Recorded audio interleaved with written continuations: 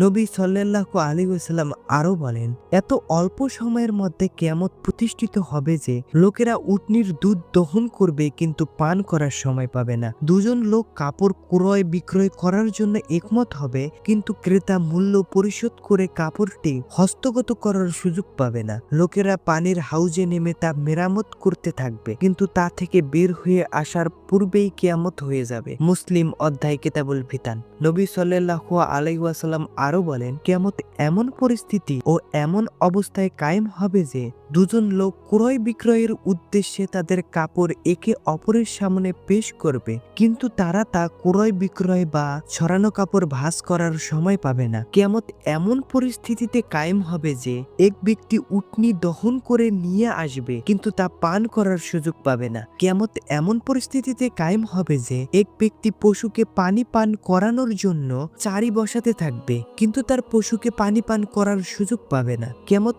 এমন পরিস্থিতিতে কায়েম হবে যে এক ব্যক্তি মুখে খাদ্যর লোকমা উঠাবে, কিন্তু তা মুখে দিয়ে খাবার সুযোগ পাবে না। বুখারী অধ্যায় কিতাবুল ফিতান।